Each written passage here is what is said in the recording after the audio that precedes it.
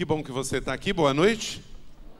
Que bom que você está investindo o seu tempo, lapidando a sua vocação ministerial aqui no Lidera 2019.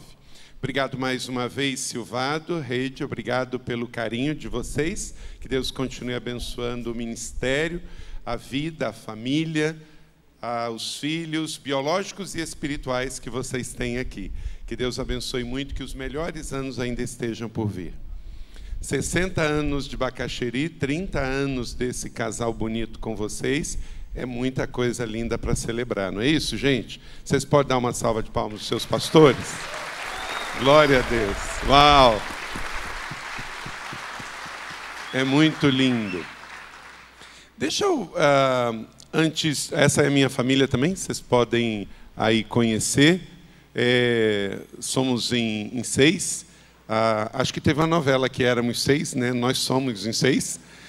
E eu e Leila somos casados há 27 anos. Ela é pastora, é psicóloga, é formada também lá no IBER. A gente se conheceu no IBER, né?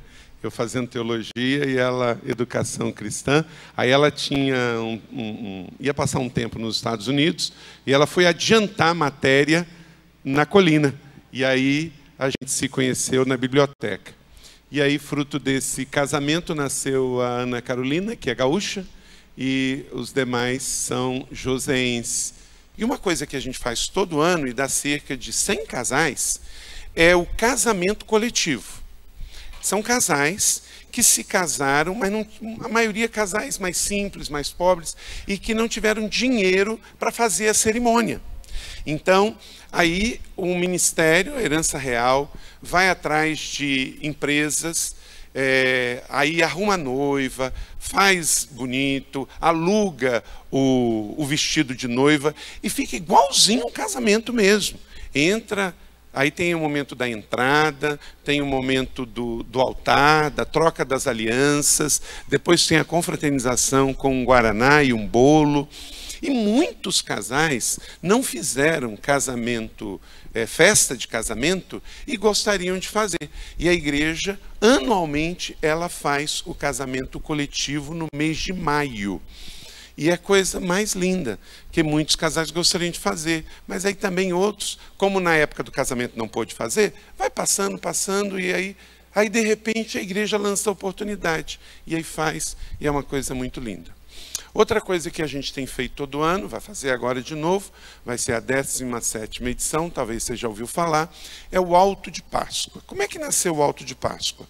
Pensando fora do jeito de pensar evangélico. Até então, 17 anos atrás, nenhuma igreja evangélica no Brasil tinha usado a expressão Alto de Páscoa. Alto de Páscoa, ou alto, é um termo católico, que se usa para fazer uma dramatização artística, e esse termo ficou muito ligado aos altos, até tem aí a obra de Ariano Suassuna, o Alto da Compadecida, e a gente vinha fazendo, já estava no 5º ano, um encontro de Natal que tinha coro e tinha orquestra. Gastava um dinheirão, fazia aquele encontro de Natal, só que uma vez eu fui fazer uma avaliação da frequência e descobri que era um esforço enorme e só crente participava. E aí eu falei assim, peraí, é muito esforço para fazer para crente. Aí nós passamos um ano sem fazer e fomos buscar uma visão para fazer algo evangelístico. Aí depois de 5 anos fazendo o Natal, ficamos um ano sem fazer e no ano seguinte, então, fomos para um estacionamento de shopping. Teve o apoio da TV Globo e montamos do zero o espetáculo e deu mais de 50.000 pessoas. Aí no ano seguinte fizemos também no estacionamento do Shopping Colinas, só que para fazer outdoor, do lado de fora, estava muito caro. E aí a gente trouxe indoor. Ficou menor, mas ficou mais em conta, porque fazer ele fora, aí também o tempo, chovia, e tinha que montar estrutura, palco, som, luz, e o espetáculo foi ficando muito caro, então fizemos 2 anos outdoor e depois indoor, e hoje é o maior espetáculo de Páscoa indoor do país. Custa R$300 mil. Todo ano a igreja investe, voluntários da igreja ajudam, E mesmo o nosso vale, sendo um vale extremamente católico, você sabe disso, lá está Aparecida, lá está a Canção Nova em Cachoeira Paulista. Durante a Semana Santa, todos os jornais, toda a TV, ela noticia o Alto de Páscoa da Igreja da Cidade, sendo feito por quase 2.000 voluntários, mas não começou de uma maneira com que a gente esperasse que chegasse assim. Foi fazendo. E a Páscoa, gente, é uma época em que as pessoas estão muito sensíveis. O católico faz até jejum, gente. Então o povo está buscando, né? E aí a gente aproveita isso e vai evangelizar. 40.000 pessoas, mais de 2.000 decisões para Jesus. E acaba que a gente compartilha convertidos com a cidade inteira, porque a gente nem dá conta de tanto convertido e manda para outras igrejas. Então eu vou mostrar para vocês um vídeo do Alto de Páscoa do outro ano. Todo ano a gente dá um tema, esse foi o espetáculo Emuná. Emuná quer dizer fé em hebraico.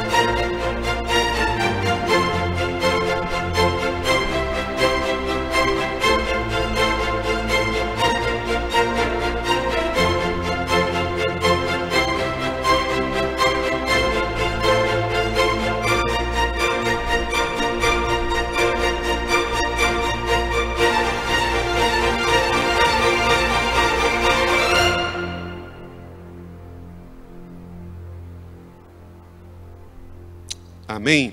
Para a glória dele. Então, todos esses espetáculos e todos esses eventos, qual o único objetivo? Alcançar pessoas para Jesus. Que, na verdade, gente, o nosso nome é Igreja Evangélica. Se é evangélica, o que nós fazemos? Pregamos o Evangelho, vivemos o Evangelho. Porque a gente não pode deixar que aconteça conosco, a gente já viu o filme. O que aconteceu? A igreja da Europa ficou voltada para si e basicamente morreu. Temos hoje algumas renascendo porque a igreja é de Cristo. Nos Estados Unidos, sempre eu visitei Boston, numa mesma rua, 3 templos evangélicos para vender. 3, um anglicano, um batista e um presbiteriano.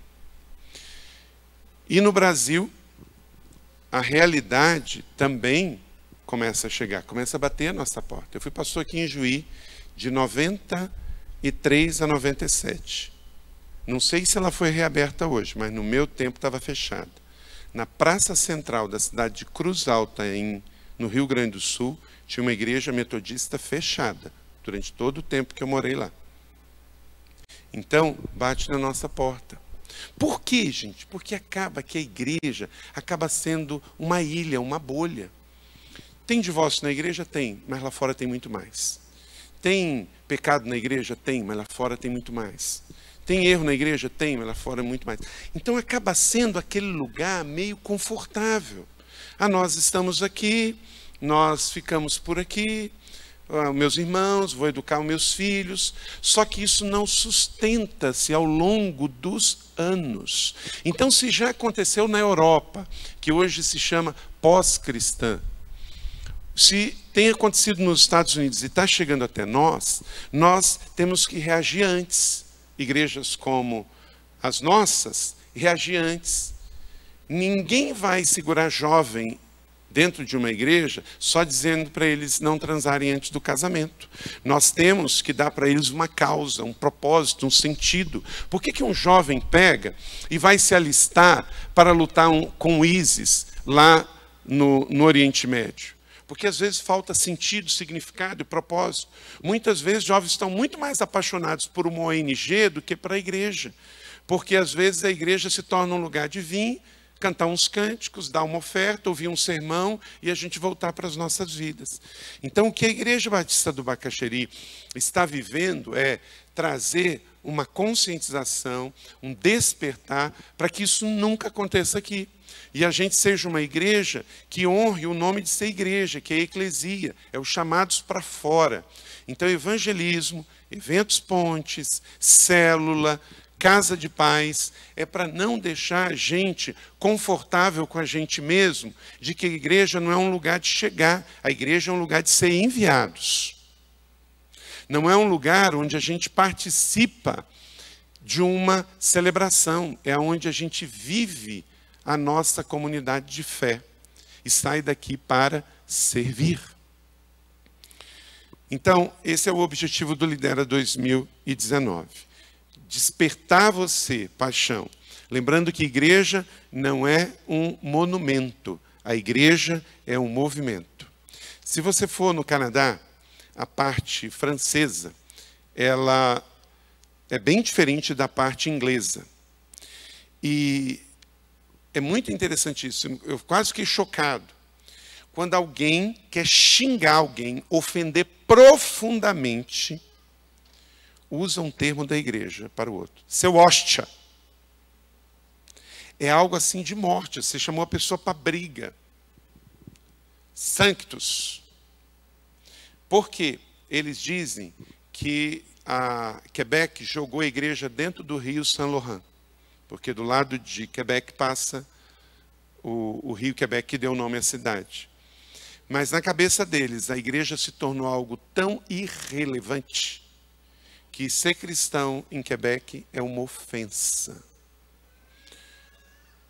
Então, ontem eu estava conversando também com o Everon e a Karen, e eles estavam dizendo que no lado da Alemanha Oriental, lá que veio os resquícios ainda do comunismo, você pode perguntar a uma pessoa estranha sobre sexualidade, sobre política, sobre futebol, mas se você perguntar sobre religião, é ofensa pessoal.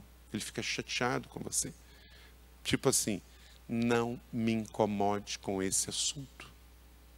Então, o que a igreja fez, gente, de tão danoso para as pessoas, para a sociedade? Igreja, quando eu falo de igreja católica, igreja evangélica, igreja...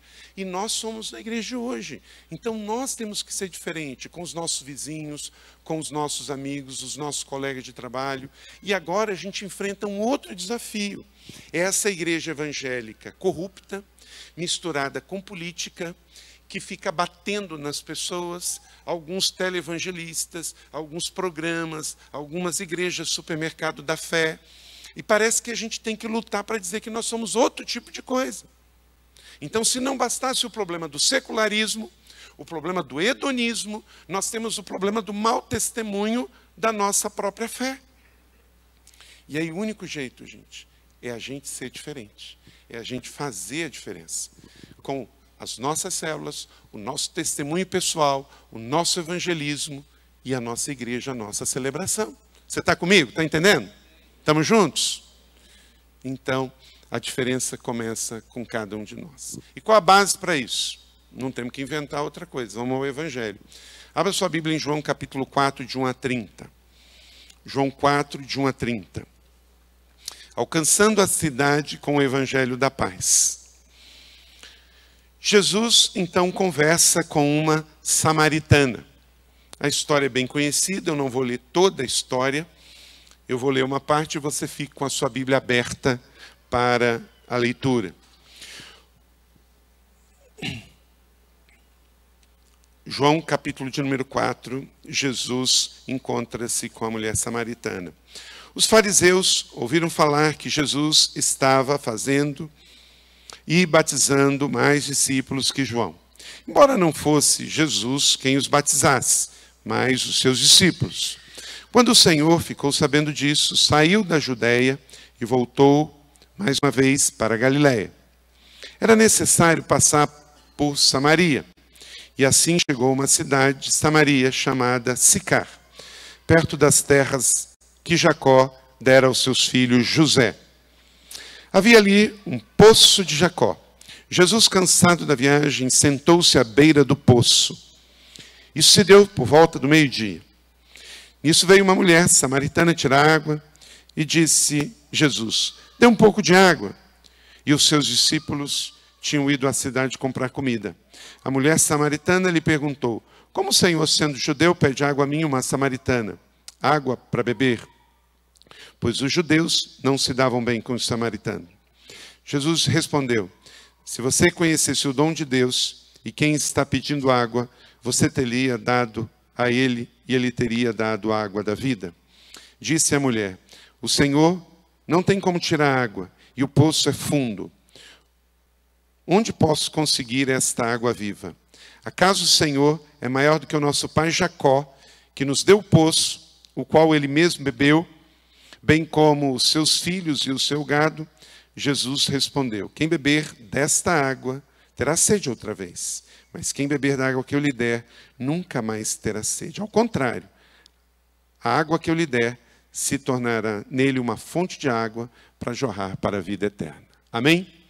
Que o Senhor aplique essa palavra no meu e no seu coração. Vamos trazer aqui alguns princípios, alcançando a cidade com o Evangelho da Paz.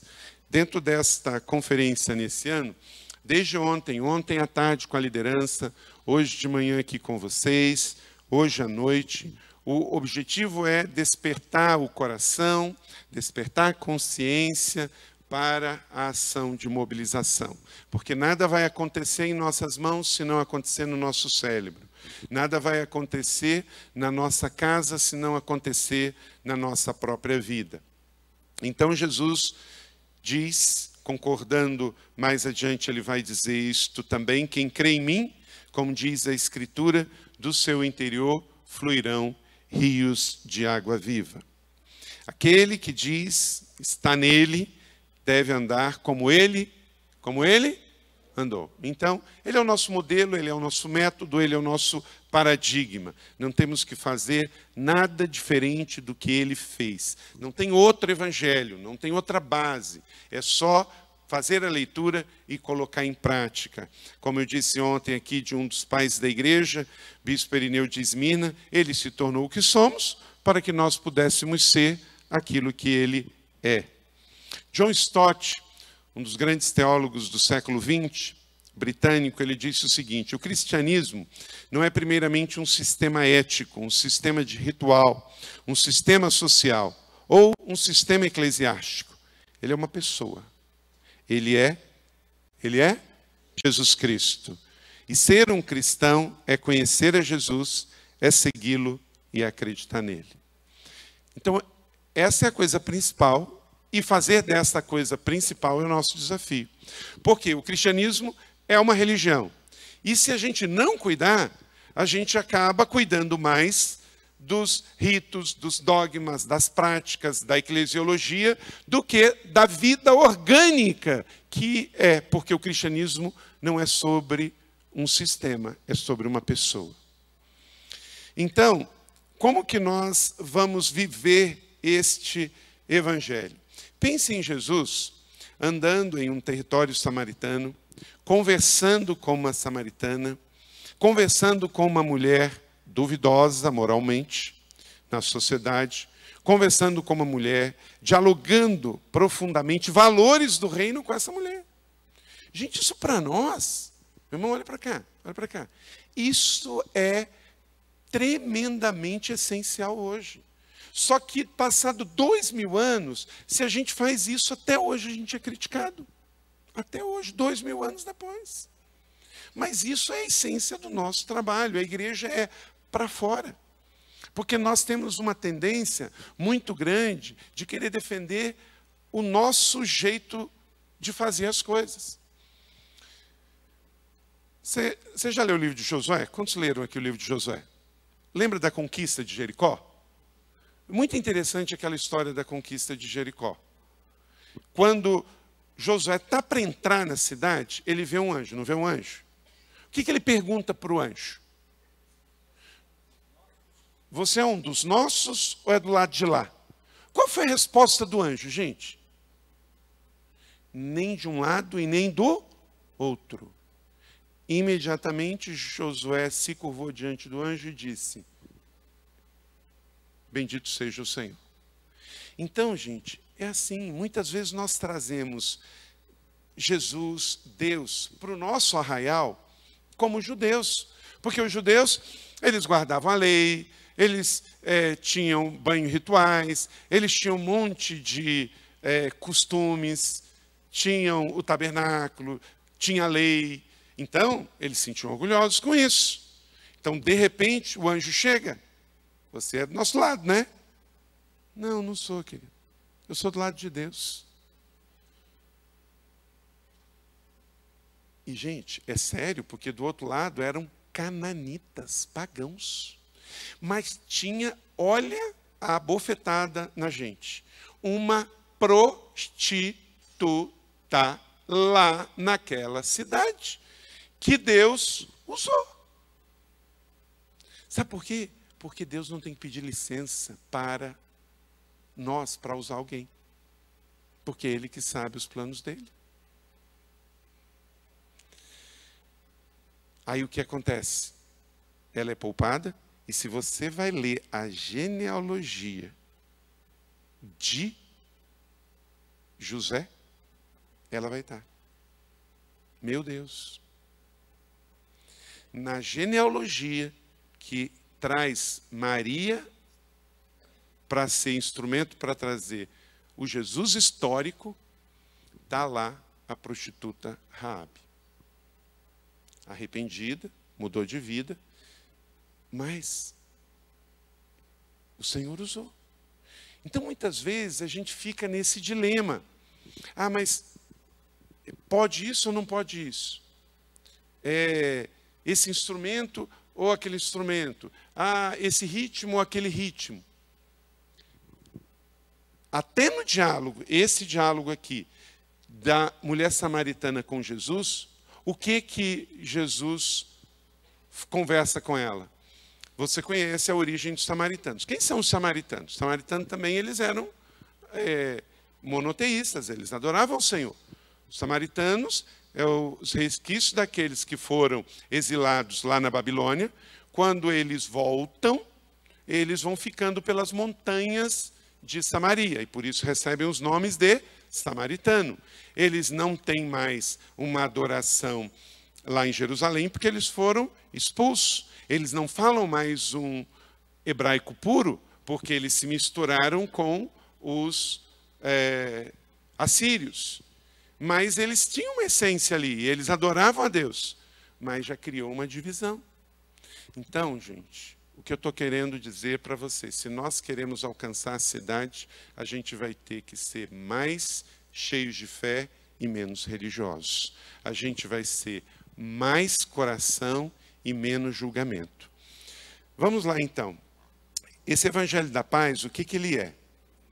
Ele penetra onde a religiosidade evita chegar. É o primeiro princípio. Vamos ler isso juntos? Penetra onde a religiosidade evita chegar. João 4,6, havia ali um poço de Jacó, Jesus cansado da viagem, senta-se à beira do poço, e isso se deu por volta do meio-dia. Jesus chega aonde os religiosos não chegam. Se nós não queremos ser uma igreja jornal de ontem, se nós não queremos ser uma igreja que só abre aos domingos, queremos continuar sendo uma igreja viva, que dá continuidade, vai continuar e dar boas-vindas à próxima geração, nós temos que ir aonde a religiosidade para. E, gente, toda referência aos judeus, ela precisa ser trazida de forma atemporal para os nossos dias, como um confronto à nossa religiosidade de evangélicos, porque senão não faz sentido pregar. Porque se a Bíblia, Jesus, ele traz tanto confronto e desconforto para os judeus, isso tem que ser aplicado de forma atemporal para nós, porque senão a Bíblia não é espada, ela não tem nenhum ensinamento para nós hoje. A religiosidade do judeu, ela deve ser confrontada com a nossa própria religiosidade. Aquilo que a gente tem que mudar em nós, para que a gente possa alcançar a próxima geração. Até hoje, nós temos, dentro de nós, por isso essa igreja implantou o Celebrando a Restauração. Muitas igrejas não implantam, porque acham que quem precisa de recuperação é quem usa drogas, quem trafica, quem usa álcool, mas esquece que todos nós estamos em recuperação.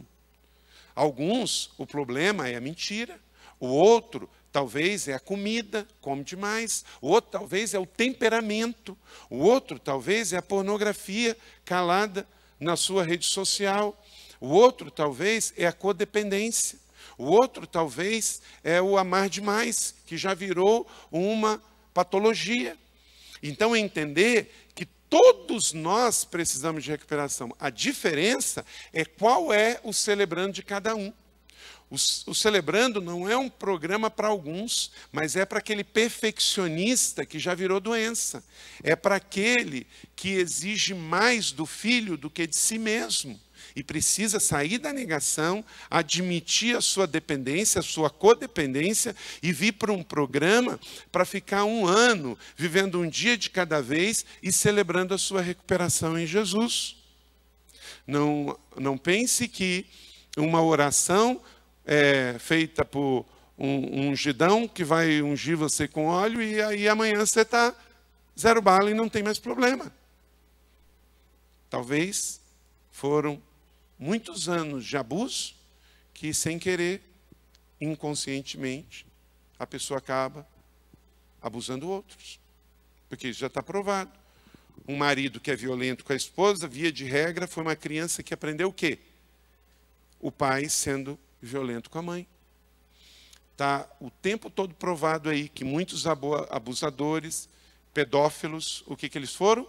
Pessoas abusadas que não se recuperaram. Então acabam passando aquilo que recebeu.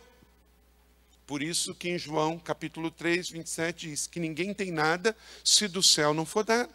Então nós precisamos substituir aquilo que a terra deu pelo que o céu tem para nós, para mudar de vida, e inclusive com relação à religiosidade. O céu não dá religiosidade, mas a terra dá. E a gente precisa superar isso.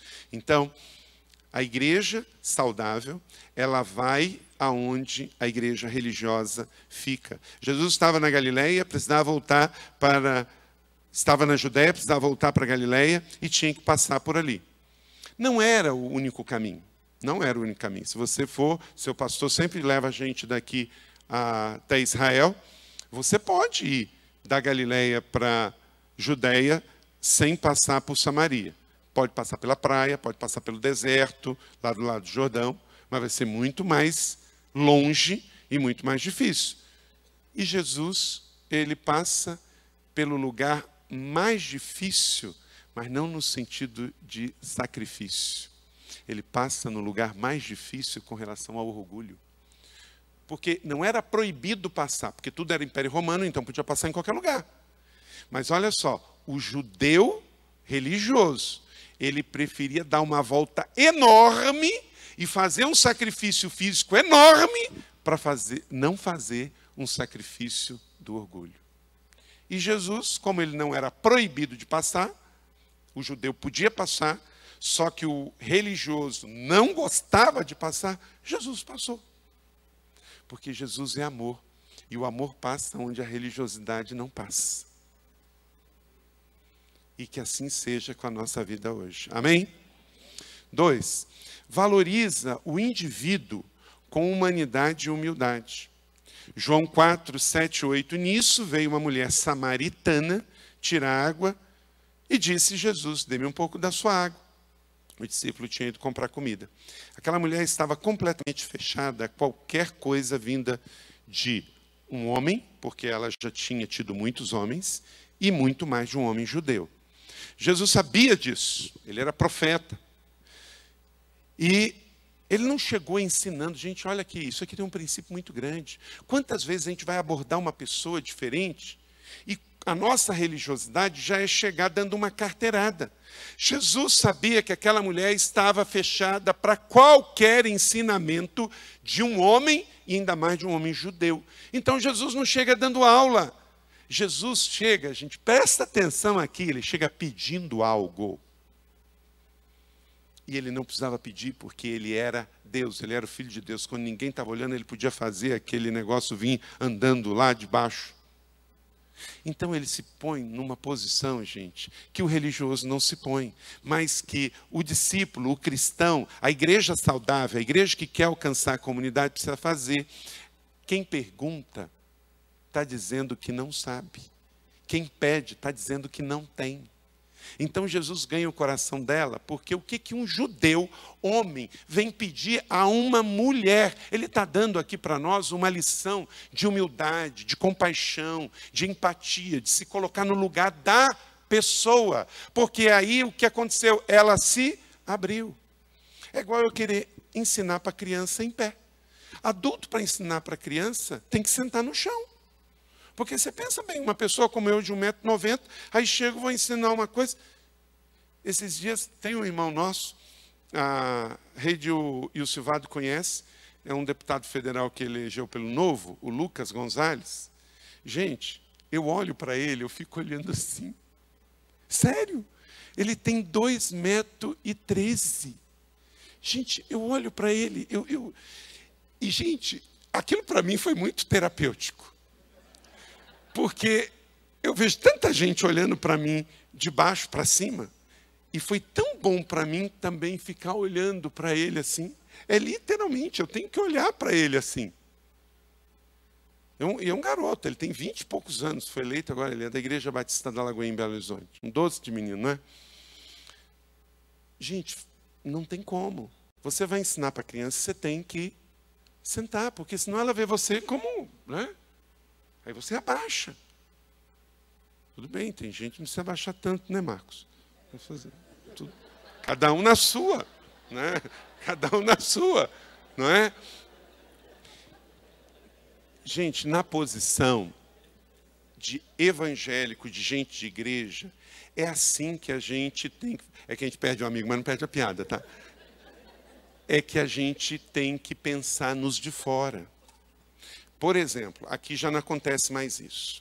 Tem igreja que faz isso até hoje, gente. Nós estamos aqui, nós temos que entender para uma pessoa que nunca veio aqui dentro, gente, isso aqui é muito esquisito. Não é? A gente canta coisas que eles nunca ouviram falar. Não é? Aí começa o culto. Não é? Aí já faz aquela oração assim, Espírito Santo vem com teu fogo e pega todo mundo aqui.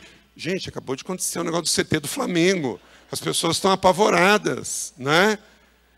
Daqui a pouco começa o louvor. Aí também ele começa, se as canções não falam de Jesus, não fala de amor, não fala de Deus, fica difícil para entender. Ele nunca veio aqui.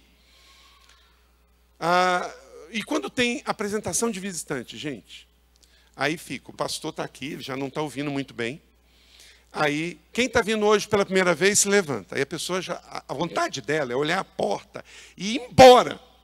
Né? Porque quando alguém vem pela primeira vez num lugar que é convidado, tudo que ele quer é o quê, gente? Tudo que ele quer é ficar quietinho. Quantas vezes eu convidei gente para ir na igreja, a pessoa falou assim, eu vou precisar me apresentar? Eu tenho que falar alguma coisa? Não é? Então, é constrangimento desnecessário, artificial. Então, quem vai dar boas-vindas e abertura, deve dizer, olha, seja muito bem-vindo, aqui é a Igreja Batista do Bacaxeri, é a sua casa, sinta-se à vontade, se você quiser ficar em pé, você fica, sentado você fica à vontade. E acabou, vamos, segue. Agora, pedir para a pessoa ficar em pé, pedir para a pessoa dizer o nome, e tem algumas igrejas que estão falando, qual é o seu nome? Aí o pastor não entende direito, hã? Aí um irmão do lado começa a falar, o outro também, o terceiro também. Daqui a pouco está todo mundo tentando ajudar o pastor aqui na frente, que não está ouvindo o nome da pessoa, e aí já tem riso, já tem conversa, principalmente quando ele entende alho como bugalho, e pronto. Barreiras artificiais. E aquela pregação que fica, o pregador está pregando toda hora. Diga para o seu irmão, gente, ora, espera aí, se eu já disse, para que você vai dizer a mesma coisa? Não é? Ai, é horrível. Pensa que é só eu que me constranjo ou você também?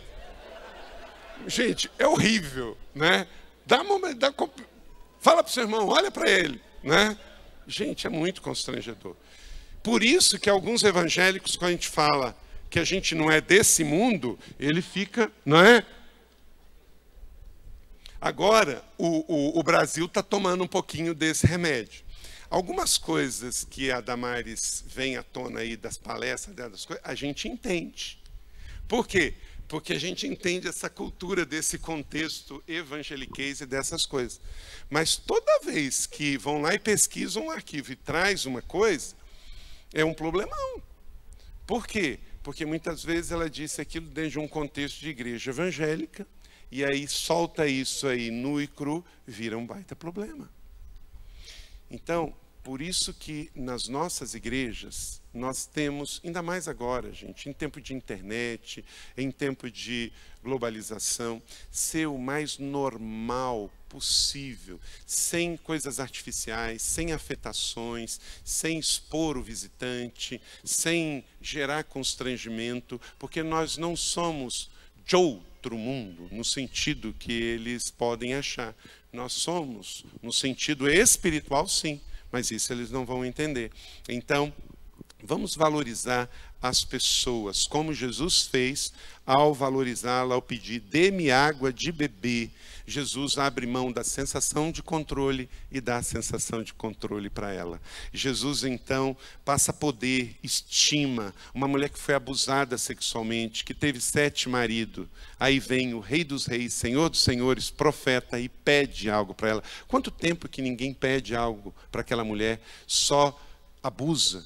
Então ganhou a atenção dela. Gente, aí fora, não adianta a gente achar que para hoje a população secular de Curitiba, quando a gente fala assim, eu sou batista, de que para a maioria das pessoas isso faz diferença. Para eles, batista, metodista, presbiteriano e as outras coisas que eu não vou falar aí, é tudo a mesma coisa, gente. Tudo é gente quadrada, que quer tomar o dinheiro das pessoas que são alienadas, porque é esse estereótipo que está aí e que está sendo muito, muito exposto nesse momento da República do Brasil. 3.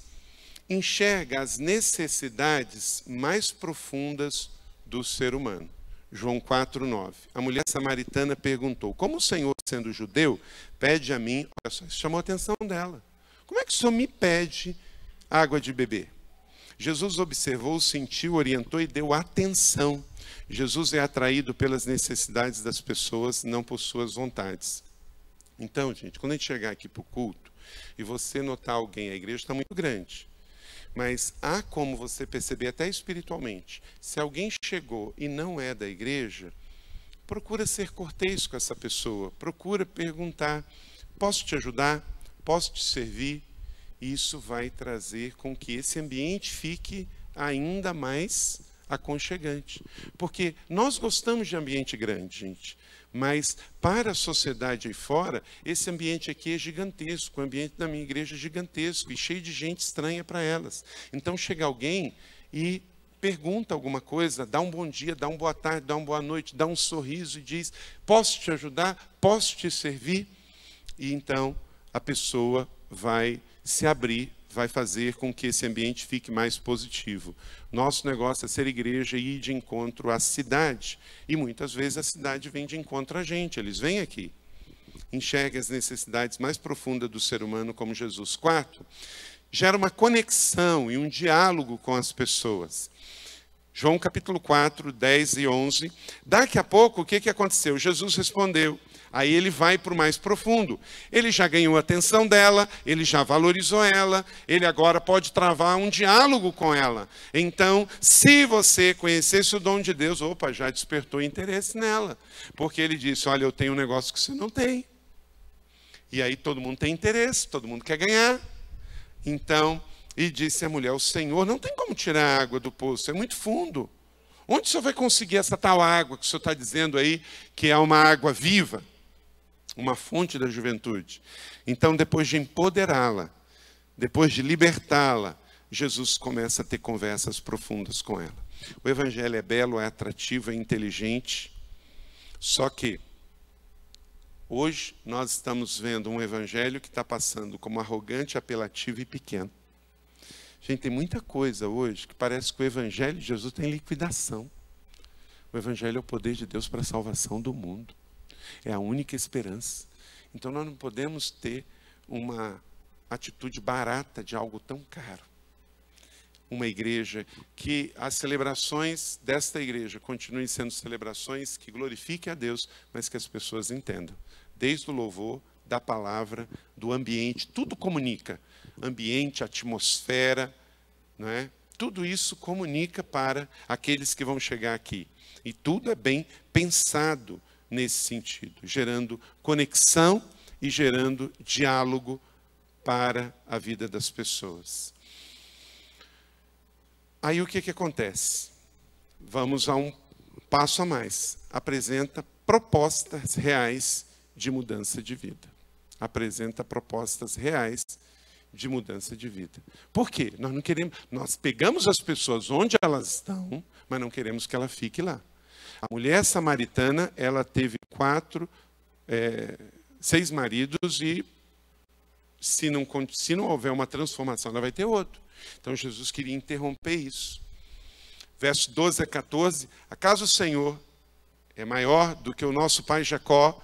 E aí começa um diálogo com ela e começa a falar: se você beber desta água. Há pouco tempo atrás eu vi um pastor batista pregando um negócio sobre esse texto que, meu Deus, eu fiquei constrangido, porque também você vê o que você quer, né? Mas eu acredito que aqui é só uma coisa. Jesus dizendo assim: se você me experimentar, você nunca vai querer outra coisa. O que ela tinha, gente? Necessidade de relacionamentos. Então, o que ela está pensando? Ela está pensando que relacionamentos é a solução para ela. Ela não precisava de mais um marido. Ela só precisava estar plena e satisfeita. Então, se você experimentar a fé, se experimentar a vida nova, você não vai querer outra coisa. Então, até isso, dentro dessa perspectiva, nós temos o Ministério Belas e a gente conversa muito com as pessoas que estão... Gente, é muito fácil para a gente, muito fácil. Lembra a expressão que tinha antigamente para as pessoas que viviam essa vida? Falava, mulher de vida fácil. Se você conversar, talvez você nunca conversou com uma dessas mulheres. A vida de cão que essas mulheres vivem é de dar muita dó, muita pena. E olha, todas que vão lá, as histórias que tem lá na Casa Sol das meninas de programa, elas não querem mais a vida. Só que, gente, é igual maconha, é igual cocaína, é igual álcool. Não consegue mais sair.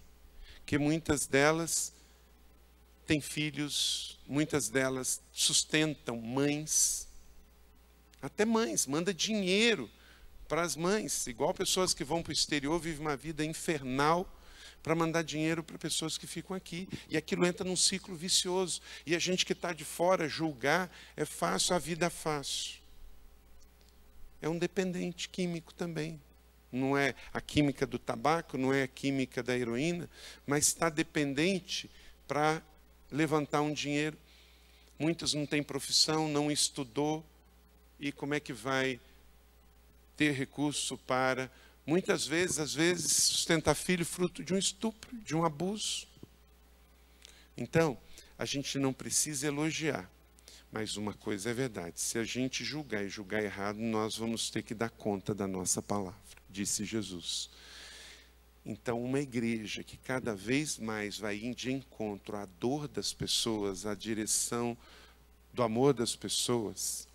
Ontem eu estava mostrando aqui para a equipe da liderança, nós temos 4 pastores que saíram das ruas da dependência química, e hoje que são pastor. Um deles veio aqui, o Cláudio, que é o líder do Celebrando, já veio aqui ministrar. O Cláudio tem uma história linda de recuperação.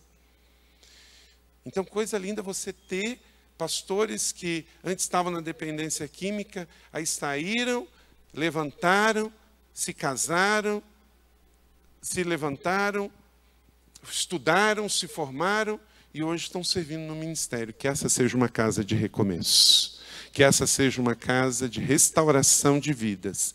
Mas isso só vai acontecer à medida em que todos nós amarmos mais e julgarmos menos. À medida em que nós tivermos um lugar aqui para receber aqueles que hoje, talvez, gente, a igreja é o último lugar para um monte de pessoas da sociedade.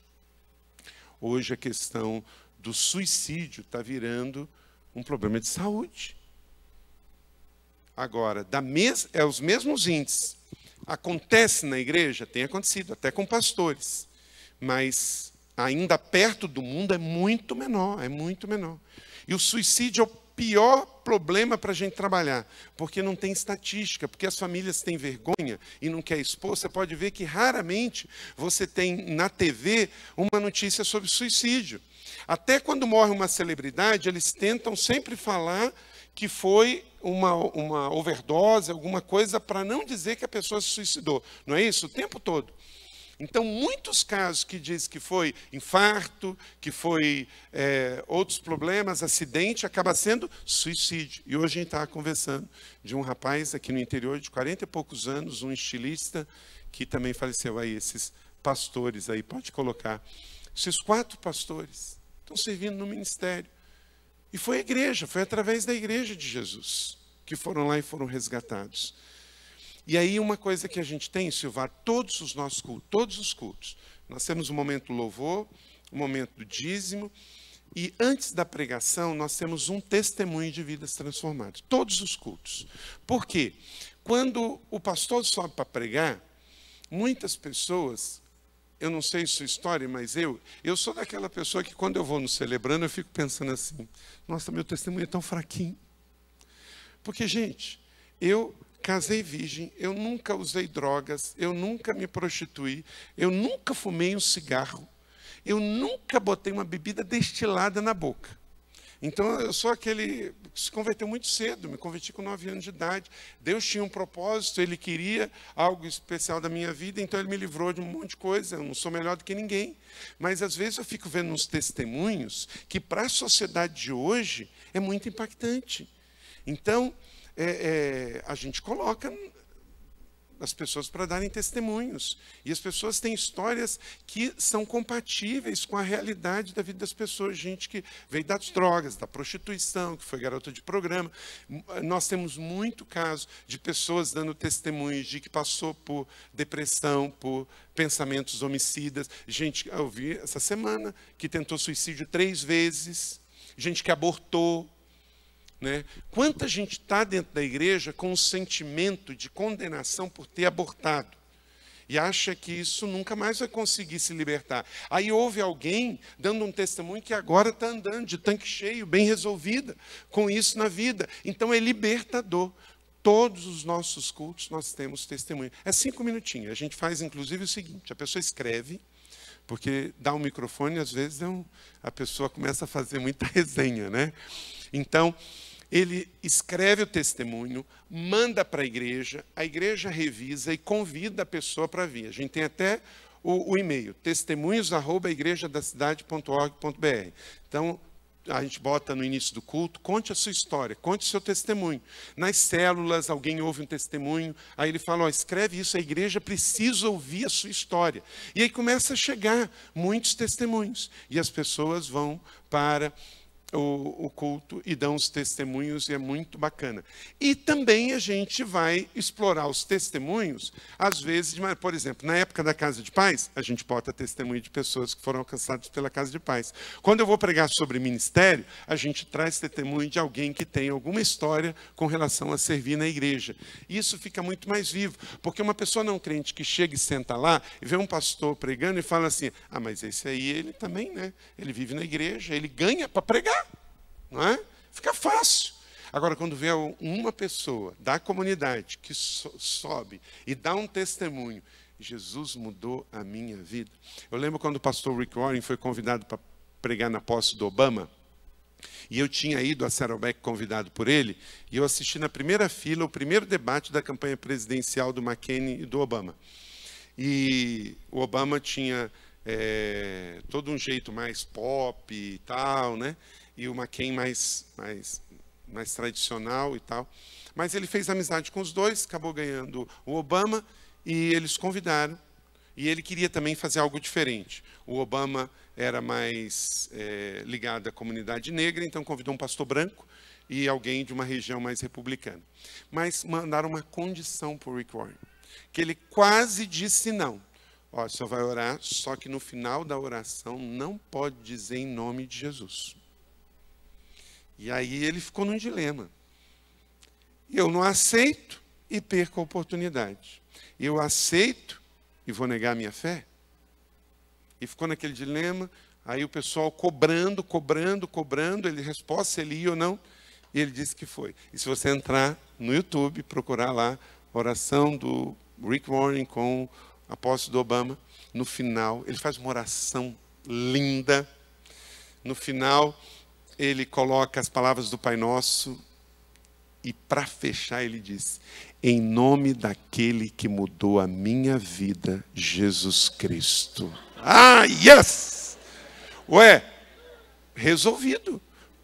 Se ele não mudou a sua, o problema é seu, mas a minha ele mudou. Então, ele respeitou o protocolo, mas ele não negou a sua fé. Tudo que ele pediu no final, em nome daquele que mudou a minha vida, Jesus Cristo. Então, gente, tudo a gente tem que construir uma ponte para dialogar com a comunidade. Evangelho chato não é a culpa de Deus, é do pregador. Evangelho jornal de ontem não é de Deus, é da igreja local. Porque o evangelho é empoderador, é libertador, é bonito, é simples. É como Jesus entregou para a mulher samaritana. A religiosidade é que estraga tudo. Apresenta propostas de mudança de vida. Sexto, confronta amor sem acusar ou julgar ninguém. João 4, 16 a 19. Aí Jesus começa então a falar sobre a questão. Então vá, chame o seu marido e volte. Não tenho marido. Imagina como é que ela para dizer isso, gente. Não tenho marido. E aí Jesus falou correto, porque a pessoa que você mora não é marido. O que Jesus fez? Confrontou sem acusação. E é o que a igreja tem que fazer. Sétimo, foca na essência da adoração e não ritual religioso. João 4, 20 a 23. Para muitos, acabava a conversa ali. Jesus era judeu, ela era samaritano. Um só sabia adorar em Jerusalém, o outro adorava nas montanhas, que é a montanha da Samaria, e ali, aonde é certo adorar, já gerava um dilema, acabou. E Jesus falou, não importa se é nas montanhas de Samaria, se é em Jerusalém, só tem que ter uma coisa, em espírito e em verdade. Gente, vamos trazer isso para nós hoje. Não importa se é rock, pop ou baião, não importa se é dentro da igreja ou se é fora da igreja, só tem que ser uma coisa, em espírito e em verdade. Se vai ser o piano, se vai ser o teclado, se vai ser a bateria, não importa, porque isso é só um instrumento. Mas é difícil para alguns entender até hoje que a Bíblia está falando aqui de um princípio. 8. Apresenta o Redentor de forma pessoal e relacional. Disse a mulher: eu sei que o Messias, chamado Cristo, está por vir. Judeus e samaritanos acreditavam que o Messias estava por vir. Quando ele vier, explicará tudo para nós então. Vai resolver essa questão teológica. E Jesus declarou: eu sou o Messias. Olha, gente, nós estamos falando no verso 25. O encontro começou há 24 versículos atrás. Tudo tem a sua hora. Então, não queira converter uma pessoa, um amigo seu, no primeiro encontro. Vocês vão fazer casa de paz. Tem que ter paciência. Tem mulher que quer ganhar um marido para Jesus, aí pega o sermão do pastor e fica pregando para ele o dia inteiro em casa. Gente, pregação é uma só. Não dá para ficar pregando o dia inteiro. Ninguém aguenta, não é? Eu sei que tem islâmico xiita, mas tem muito crente chato. Não é?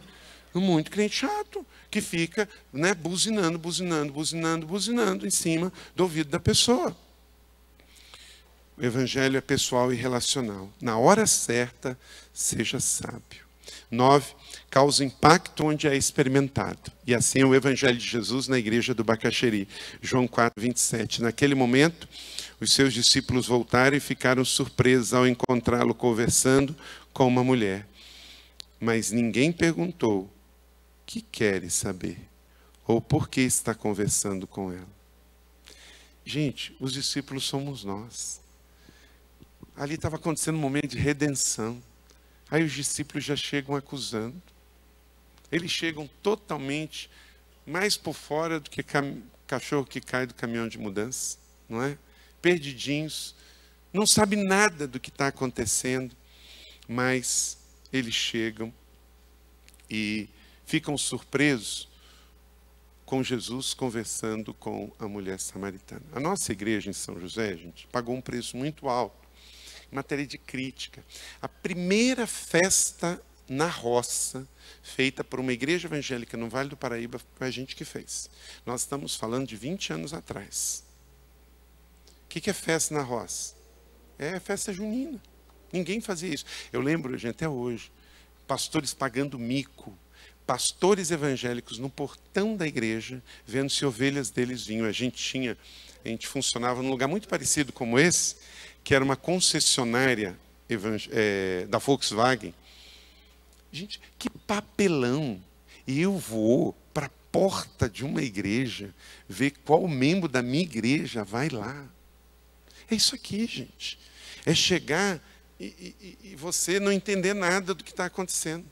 Nós fizemos tanto, que paramos de fazer e até hoje tem igreja fazendo. Hoje a nossa cresceu tanto que a gente nem faz mais. Só as nossas igrejas menores que fazem, porque começou a ficar muito caro fazer. Tinha limpeza, segurança, etc. Ficava muito caro fazer, então a gente olhou o custo-benefício e liberou só para as igrejas pequenas fazerem. Mas faz parte. Quem chega na frente bebe água limpa, não é?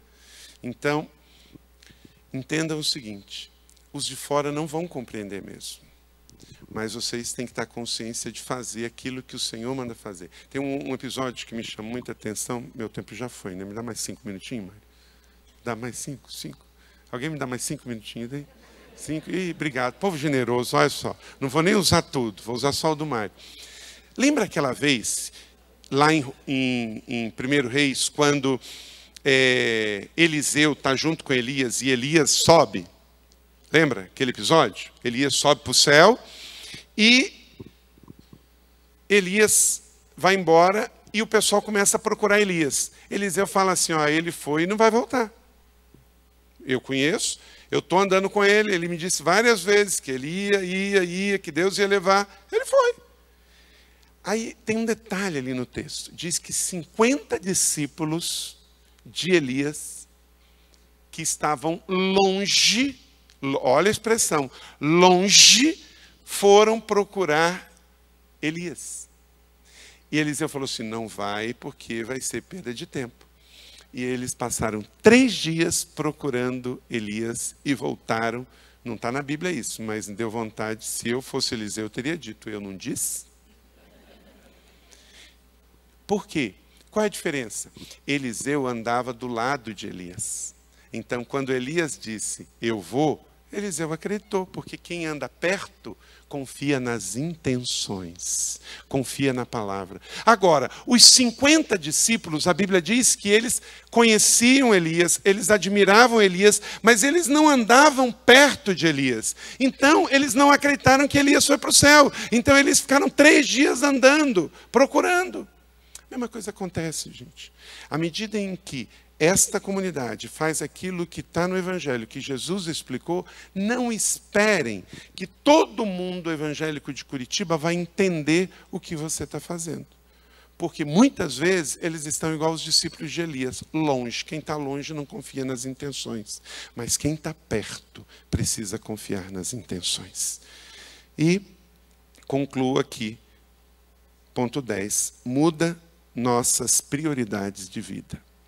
João 4, 28 a 30. Então, deixando o seu cântaro, a mulher voltou à cidade e disse ao povo, venham ver um homem que disse tudo o que tem feito. Será que ele não é o Cristo? Então saíram da cidade e foram para onde ele estava. A mulher deixou o cântaro vazio. Eu acho que se nós queremos também ser uma igreja para a cidade, gente, a gente tem que deixar os nossos cântaros da religiosidade, do julgamento, da apatia, da indiferença, vazio no chão. A mulher agora ela estava empoderada, liberta, ela tinha uma notícia melhor do que um fardo de um cântaro. Ela largou o cântaro, vazio, e foi anunciar. Oswald Chambers, autor do Tudo para Ele, ele disse, Jesus não disse que aquele que não se preocupa com nada é bem-aventurado, é tolo. Ele disse que devemos buscar primeiro o reino de Deus e priorizarmos nosso relacionamento com Ele. Então, não se preocupe se vai dar trabalho. Se preocupe de ir ao encontro das pessoas. Os judeus preferiam ir para fora do que vencer o seu orgulho de conversar com o samaritano. Mas Jesus escolheu vencer o orgulho e o ego e ir de encontro a uma mulher, que até hoje nós não sabemos o nome, só sabemos o seu estigma, era samaritana, mas ela deixou o seu cântaro vazio e foi anunciar para todo mundo que aquele homem era o Cristo. Então, quem acha a sua vida perderá, e quem perde a sua vida por minha causa a encontrará. Faça de Jesus a única causa da sua vida e ajude que a igreja de Jesus faça do Evangelho a única causa da sua vida. Amém? Você crê nessa palavra? Recebe para o seu coração? Então, guarde isso. Fica de pé. Quem que vai vir aqui? Marco? Então, vem aqui.